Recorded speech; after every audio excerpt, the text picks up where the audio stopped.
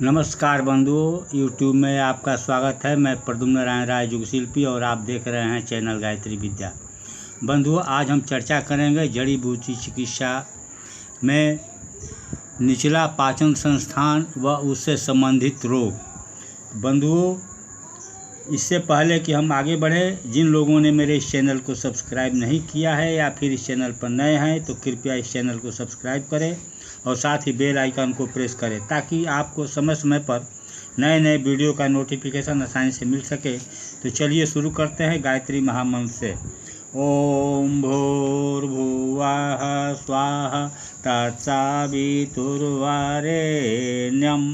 भर्गो देवस्य धीमहि धियो यो नः प्रचोदयात्।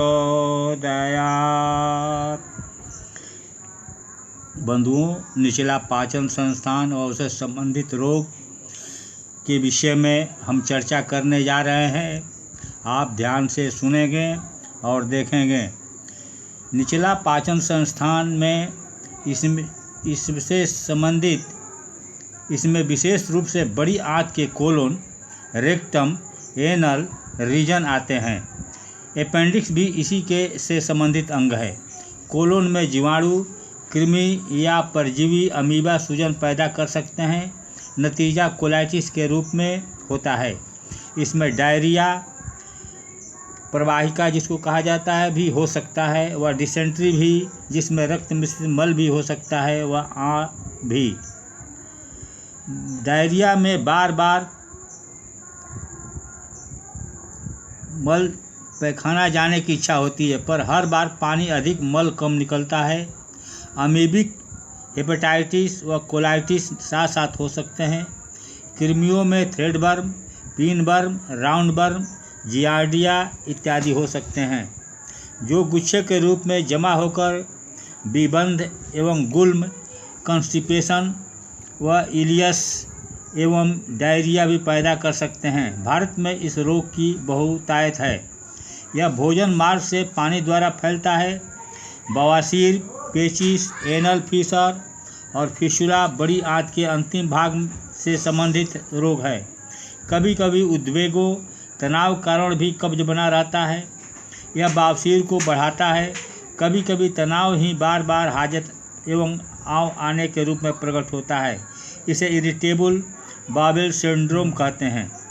इसमें प्रयुक्त औषधियाँ है हरितकी, जिसको हरण कहा जाता है, बिल्व, अमलतास, नागकेसर, कूटज एवं बायवीरंग। अब मैं पहला दवा हरण के विषय में, औषधि के विषय में चर्चा करने जा रहा हूँ। हरण टर्मिनेलिया चेब्यूला को हरितकी, मनुष्य की माता के समान हित करने वाली कहा गया है। इसे अमृतोपम औषधि मानते हुए अभया, पथ्या नाम भी दिए गए हैं। आयुर्वेद के ग्रंथकार इसकी स्तुति करते हुए कहते हैं कि तू हर महादेव के भवन में उत्पन्न हुई है, इसलिए अमृत से भी श्रेष्ठ है। हरण की मूल उत्पत्ति स्थली गंगा तट है। यहीं से सारे भारत व विश्व में फैली है। यह एक 50 फीट ऊंचा वृक्ष होता है एवं सारे भारत में पूर्व से पश्चिम तक 5000 फीट की ऊंचाई तक पाया जाता है। छाल भूरे रंग की, फूल छोटे पीताभ श्वेत मंजरी में तथा फल 1 से 2 इंच लंबे अंडाकार होते हैं। कच्चे फल हरे और पकने पर पीले धूमिल होते हैं। फल शीतकाल में लगते हैं, जिन्हें जनवरी से अप्रैल के मध्य संग्रह करते हैं। बड़ी और छोटी दो में से छोटी हरण को अधिक ही निरापद व सौम्य प्रभाव डालने वाली माना गया है। हरण के फल में टैनिन रूप में सक्रिय संगठक चेबुलेजिक एसिड, बेबुलेलिनिक एसिड व जेलिक एसिड है। एंथ्राक्विनिन जात के ग्लाइकोसाइडिंग रेचक क्रिया में प्रमुख भूमिका निभाते हैं। हरण त्रिदोषजन्य विकारों में प्रयुक्त होती है। इसे लवण के साथ कफज, शक्कर के साथ पित्तज एवं घृत के साथ वातज विकारों में देते हैं। हरण का टैनिक अम्ल आंतों की सुषमा झिल्लियों पर ऐसा अनुकूल प्रभाव डालता है ताकि उसके मल भाग की रक्षा हो सके। आंतों को संकुचित कर यह रस स्राव को कम करता है। ग्राही प्रभाव के साथ साथ इसका प्रमुख गुण रेचक है। पुरानी कब्ज की जीर्ण आंतों को बिना कोई हानि पहुँचाए यह तुरंत लाभ दिखाता है। इसका जीवाणुनाशी प्रभाव बाह्य रोगाणुओं को नष्ट करने व दुर्गंध मिटाने के रूप में होता है। हरण मूलतः वात शामक होने के कारण नाड़ियों को बलवान बनाता है तथा अंतरकोशीय शोथ मिटाता है। कृमि रोगों, संग्रहणी, बवासीर आदि रोगों में यह लाभ पहुंचाकर सात्मीकरण स्थिति लाता है। यह पित्त को कम करता है, आमाशय को व्यवस्थित तथा फूले बवासीर के नसों की सूजन कम करता है। इसे पीलिया, अग्निमंदता तथा यकृत प्लीहा वृद्धि में सफलतापूर्वक प्रयोग किया गया है। हरण का फल ही प्रयोग में आता है। सुखाए फलों का चूर्ण 1 से 3 वर्ष तक प्रयुक्त किया जा सकता है। डिसेंट्री में इसे उबालकर, गैस्ट्राइटिस में मुंह में रखकर चबाकर, कब्ज में चूर्ण रूप में तथा त्रिदोष विकारों में भून कर लेते हैं। बवासीर एवं खूनी पेचिश में हरण चूर्ण को दही या मट्ठे के साथ देते हैं। मस्सों की सूजन उतारने के लिए हरण क्वाथ का एनीमा भी लिया जाता है। अभयारिष्ट, पथ्यादिवटी, चित्रक, हरितकी खंड आदि विशिष्ट योग है।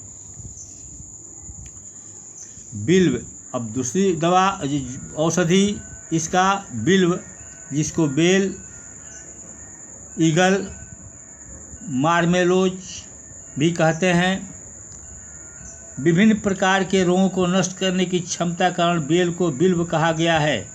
अन्य नाम है सांडिल्य, श्रीफल, गंधगर्भ, सदाफल तथा बिल्वम। यह सारे भारत में हिमालय की तराई में 4000 फीट की ऊंचाई तक होता है। 15 से 30 फीट ऊंचे कंटक युक्त वृक्ष फलों से लदे होते हैं। पत्ते संयुक्त विपत्रक होते हैं। मई में नए पुष्प आते हैं तथा फल दूसरे वर्ष मई जून मास में पकते हैं। जंगली बेल में फल छोटा व कांटे अधिक होते हैं। यही औषधि प्रयोजन हेतु प्रयुक्त होते हैं।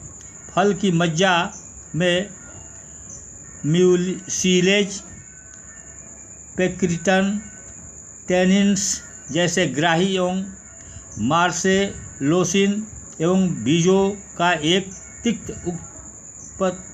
उत्पत्त तेल रेचक पदार्थ है। वैद्यगणों ने इसे उत्तम संग्राही द्रव्य बताया है। यह कफ, वात शामक है एवं पाचन संस्थान को सशक्त बनाता है। मूल की त्वचा व कच्चे फल का प्रयोग अग्निमंदता, अतिसार, प्रवाहिका एवं डिसेंट्री में होता है। पुरानी पेचिश, दस्त व बवासीर में इसे तुरंत लाभ पहुंचाता है। कब्ज टूटता है व मस्सों के बढ़ने की प्रवृत्ति मिटती है। हैजे के विषाणु पर उसका सशक्त प्रभाव देखा गया है। अल्सरेटिव कोलाइटिस जैसे रोगों में यह लाभ देकर नाड़ियों को बल प्रदान करता है।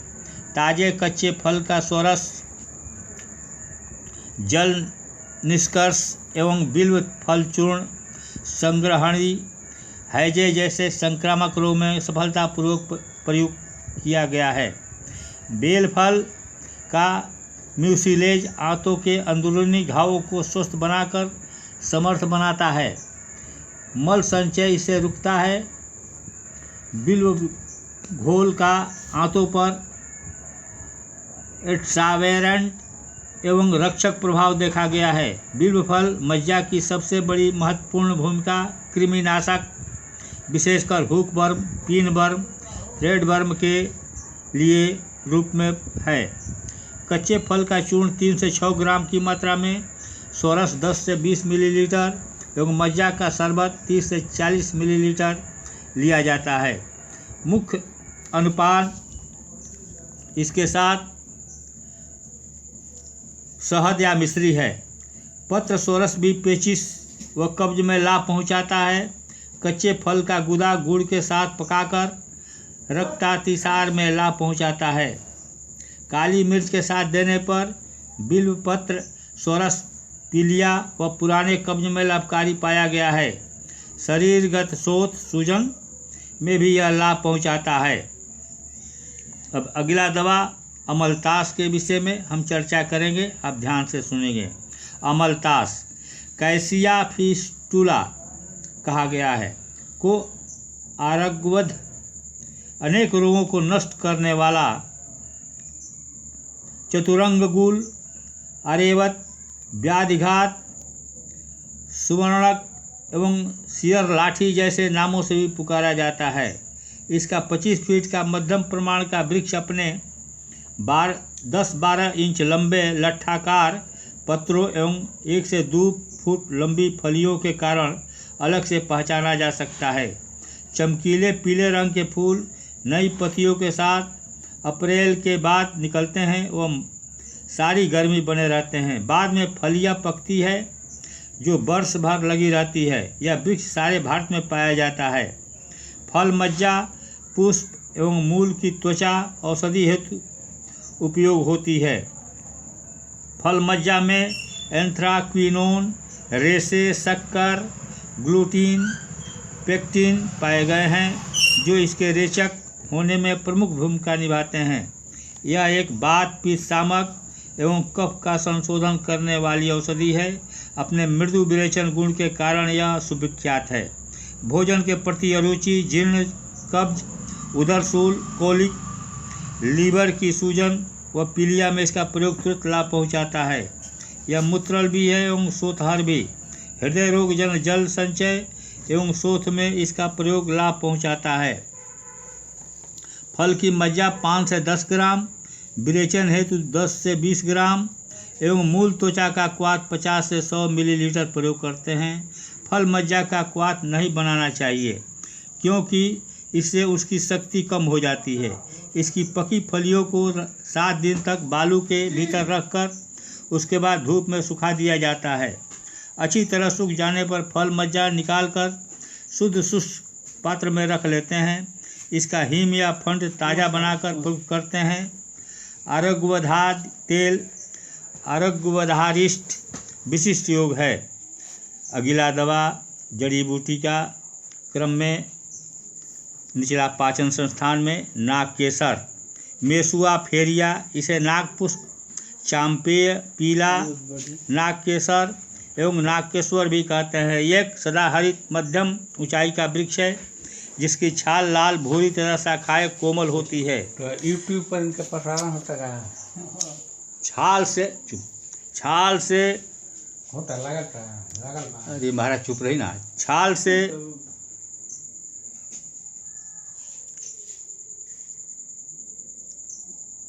पीला नागकेश्वर भी कहते हैं। यह एक सदाहरित मध्यम ऊंचाई का वृक्ष है जिसकी छाल लाल भूरी तथा शाखाएं कोमल होती है। छाल से बबूल के समान गोंद निकलता है। पत्ते 2 से 6 इंच लंबे नुकीले कोने वाले होते हैं। फूल 2-3 एक साथ निकलते हैं एवं पीले गुच्छों में होते हैं। फल 1.5 इंच लंबा अंडाकार होता है जिसके भीतर बीज होते हैं। पुष्प बसंत में तथा फल शरद में लगते हैं। औषधि हेतु पुंकेसर पुष्पों के अंतःदंड प्रयुक्त होते हैं। यह पहाड़ी क्षेत्रों में 5000 फीट की ऊंचाई तक पाया जाता है। पुंकेसर में तिक्त पदार्थ एवं पीत रंजक द्रव्य होते हैं। पुष्पों से भूरे रंग का सुगंधित तेल प्राप्त होता है। बीजों का तेल मेसुआल नामक पदार्थ युक्त होता है। यह एक कफ पित्त शामक औषधि है जो पाचन संस्थान में विशेष रूप से अर्श, बवासीर, फिस्चुला, फीसर्स आदि पर ग्राही प्रभाव रखती है। खूनी बवासीर रोकने में पुंकेसर का चूर्ण अति लाभकारी है। अग्निमंदता, अजीर्ण, कृमि एवं प्रवाहिका में यह औषधि विशेष रूप से लाभकारी है। इसे रक्त, पित्त, रक्त विकार एवं रक्त प्रदर में भी प्रयोग करते हैं। पुंकेसर का चूर्ण 1 से 3 ग्राम की मात्रा में जल अथवा मधु के साथ प्रयुक्त होता है।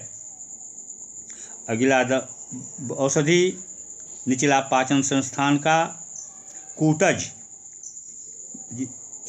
होलेरिना एंटीडिसेंट्रिका भी कहा जाता है। कूटज, इसे कूड़ा वृक्षक, इंद्र वृक्ष नाम भी दिए गए हैं। इसका वृक्ष लगभग 35 फीट ऊंचा, रूखी पीली छाल वाला होता है। पत्ते बड़े कदम के पत्ते के समान, फूल सफ़ेद तथा लगभग 1 फीट लंबे बेलन के आकार के होते हैं। जौ के समान बीज एक सिम्बी में लगभग 25 होते हैं। इन्हें इंद्र जौ कहा जाता है। मई से जुलाई तक पुष्प और जाड़े में फल लगते हैं। कूटज पुंकेसर के अनुसार स्त्री और नर जाति का होता है। रंग भेद से भी श्वेत व कृष्ण कूटज कहे गए हैं। यह सारे भारत में 4000 फीट की ऊंचाई तक पाया जाता है। इसकी छाल में कोनेसिन सहित 17 एल्कलाइड पाए गए हैं। बीजों से उग्र गंध लिए एक उत्पन्न तेल निकलता है। 8 से 12 वर्ष की आयु के वृक्ष की छाल का संग्रह शरद ऋतु में किया जाता है। यही वह अवधि है जब एल्कलाइड्स अधिक मात्रा में इसमें होते हैं। यह एक कफ पित्त शामक औषधि है, जिसका मूल कार्य बड़ी छोटी आंत में विद्यमान अमीबा एवं अन्य कृमियों पर होता है। यह बवासीर मिटाता व कब्ज दूर करता है, साथ ही प्रवाहिका में भी लाभ पहुंचाता है। एंटेराइटिस और कोलाइटिस में इसका असर तुरंत देखा जा सकता है। अग्निमंदता, अतिसार, उदरशूल एवं अर्श में विशेष रूप से लाभकारी है। इसकी छाल का चूर्ण एवं क्वाथ प्रयुक्त होता है। क्वाथ हेतु 4 से 5 चम्मच चूर्ण 1 पाव पानी में गर्म कर आधा रह जाने पर दिन में 3 बार लेते हैं। चूर्ण 3 से 6 ग्राम सवेरे शाम लिया जाता है। कूटजारिष्ट, कूटज सूरा तथा कूटजावलेह विशिष्ट योग है। अगला औषधि निचला पाचन संस्थान का बिडंग, जिसको एल्बेलिया राइबिस भी कहा जाता है। इसे कृमियों का नाश करने वाला बायबिडंग, बावडिंग भी कहते हैं। यह एक छोटा सा गुल्म होता है जो भारत के पर्वतीय प्रदेशों में 5000 फीट की ऊंचाई तक पाया जाता है। बिडंग के पुष्प श्वेत वर्ण के रोम युक्त शाखाओं में मंजरियों में लगे होते हैं। परियोज्य अंग फल होता है जो मिर्च के समान गोलाकार, झुर्रीदार, थोड़े लाल काले रंग के व गुच्छों में लगते हैं। फल के बीच एक झिल्लीदार बीज होता है जिस पर सफ़ेद दाग होते हैं। बिडंग के फलों में काफ़ी मिलावट होती है, अतः सही पहचान जरूरी है। इसके बीजों में एम्बेली नामक घटक एवं उड़नशील तैल, टैनिन्स तथा क्रिस्टेम्बिन नामक एक अल्कलाइड होता है। यह एक कफ बात शामक रसायन है जिनकी उत्तेजक क्रिया शरीर के सभी अंगों पर होती है। दांत में कृमि होने एवं दंतशूल होने पर बिडंग क्वाथ का कुल्ला कराते हैं। यह अग्निमंदता मिटाता है।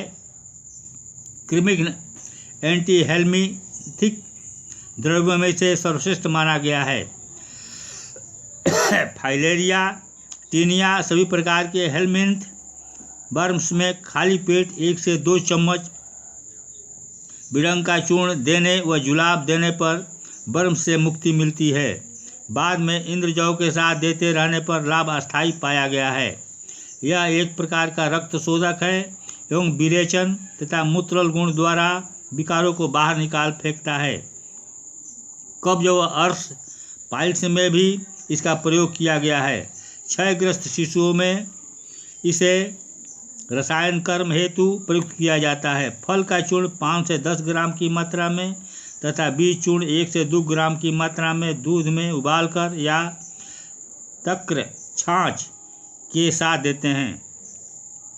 बिडंगादि चूर्ण, बिडंग तैल, बिडंग लौह विशिष्ट योग है। बंधुओं, आज का वीडियो यही तक है। इस वीडियो को अंत तक देखने के लिए बहुत बहुत धन्यवाद। यदि वीडियो पसंद आई हो तो लाइक और कमेंट करना ना भूलें। साथ ही अपने दोस्तों को ज़्यादा से ज़्यादा शेयर करें ताकि उनको भी लाभ मिल सके। बंधु अगले वीडियो के साथ बहुत जल्द मिलेंगे, तब तक के लिए जय हिंद, जय भारत माता, जय गायत्री माता। ओम शांति शांति शांति।